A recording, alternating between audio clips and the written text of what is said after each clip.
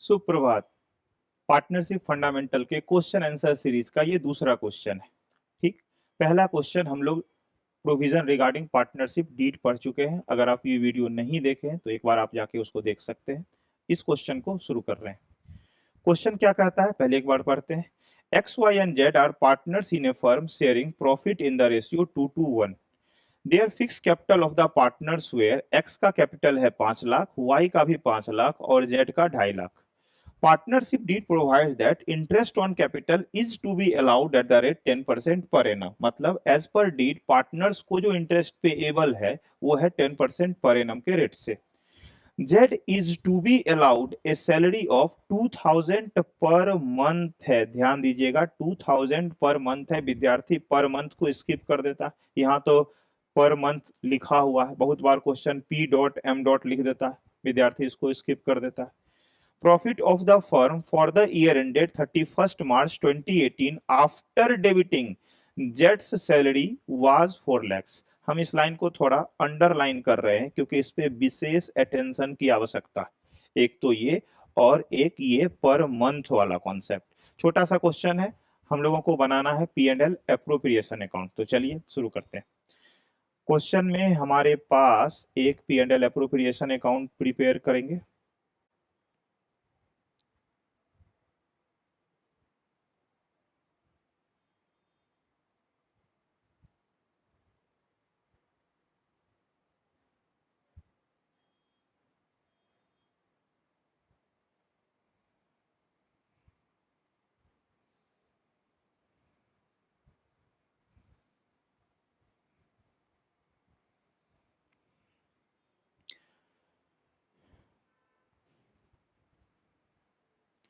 सबसे पहले क्वेश्चन में बोला गया था हम लोगों को कि कैपिटल पे इंटरेस्ट देना है एक्स वाई और जेड, और चूंकि डीड में मेंशन्ड है तो हम लोग कुछ इफ बट भी नहीं बोल सकते। तो चलिए कैपिटल पे जो इंटरेस्ट है, जिसको इंटरेस्ट ऑन कैपिटल है, वो कैलकुलेट करते हैं।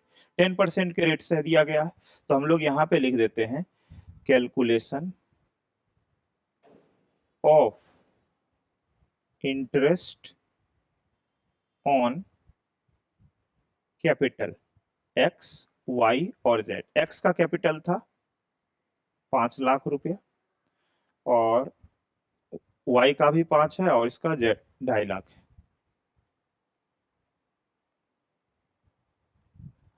और इंटरेस्ट का रेट मेंशन्ड है, कितने परसेंट के रेट से? 10%। तो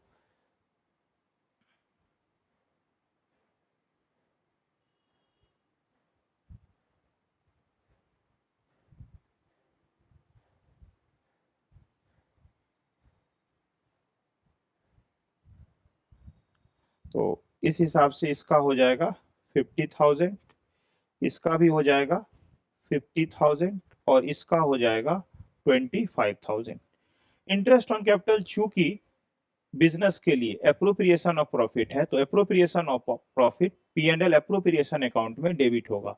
ठीक, तो हम लोग सबसे पहले यहाँ पे लिख देते हैं टू इंटरेस्ट ऑन कैपिटल और एक्स वाई और जेड।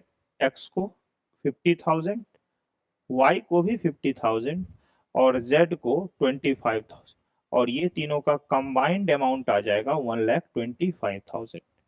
अब आगे कह रहा है कि डीड के अनुसार जेड को सैलरी अलाउ है कितना? 2,000 पर मंथ। ध्यान दीजिएगा 2,000 पर मंथ है और अकाउंटिंग जो है हम लोग 1 साल का करते हैं, इसलिए हम लोगों को जो एक्सपेंस यहाँ पे रिकॉर्ड करना होगा वो पूरे 1 साल का करना पड़ेगा, ना कि मंथ के वाइज। तो हम लोग यहाँ पे लिखेंगे टू सैलरी, और चूंकि ये सैलरी जेड को दे रहे हैं तो हम यहाँ जेड लिख रहे हैं और यहाँ लिख दे रहे हैं 2,000 इंटू 12, कितना? 24,000। 12 से मल्टीप्लाई इसलिए कर रहे हैं क्योंकि 1 साल में 12 महीना होता। ठीक, उसके बाद है the profit of the firm for the year ended 31st 2018 after debiting Z salary was 4 lakhs। बहुत ध्यान से देखिएगा, यहाँ जो हम लोग प्रॉफिट लिखते हैं, एक बात ध्यान दीजिएगा कि यहाँ जो भी हम लोग अमाउंट लिखते हैं, जो अमाउंट हम लोगों को पी एंड एल अकाउंट से मिलता है, इस अमाउंट को लिखने से पहले दो चीज हमेशा आप कंफर्म कर लीजिए, उसके बाद ही क्वेश्चन में लास्ट में आप अमाउंट का डिस्ट्रीब्यूशन कीजिएगा। पहला, क्या ये जो अमाउंट है इसमें पी एंड एल अकाउंट का हर आइटम जो कि पहले घटना चाहिए था क्या घट चुका है, एक नंबर।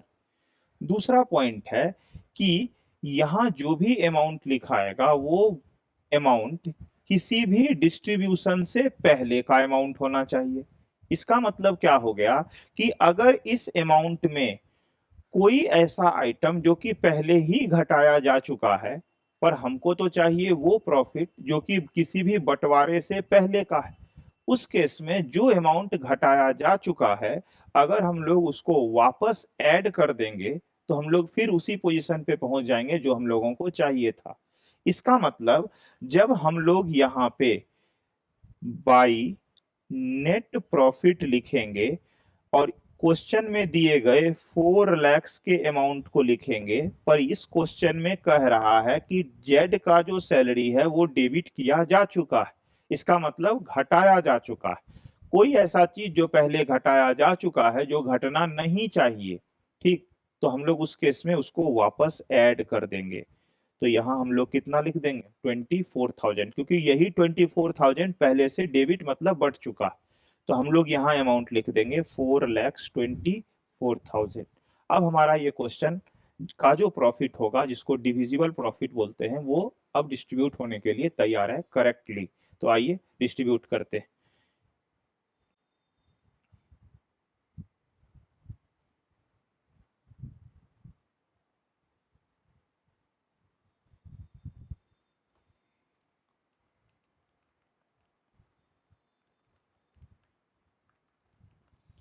दो लाख 75,000, 2,75,000।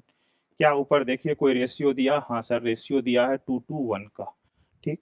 तो हम लोग यहाँ क्या लिखेंगे, to profit transferred to X Y Z, इनके कैपिटल अकाउंट में ये आइटम चला जाएगा। तो इसका हो गया 55,000, इसका हो गया 1,10,000, इसका भी हो गया 1,10,000। क्यों? क्योंकि ये जो ऊपर देखिए रेशियो दिया हुआ था हम लोगों को 2:1 का, तो जो लास्ट में हमारे पास ये डिविजिबल प्रॉफिट आया है 275, इसको हम यहाँ पे 2:2:1 के रेशियो में डिस्ट्रीब्यूट किया। ये आपको दिखाने का आवश्यकता एग्जाम में नहीं है, हम यहाँ समझाने के लिए लिखे, ठीक है। इस क्वेश्चन में इतना ही हम लोगों को करना था। आशा आपको ये क्वेश्चन समझ में आया होगा। इन केस कोई तकलीफ हो तो आप नीचे कमेंट कर सकते हैं। धन्यवाद।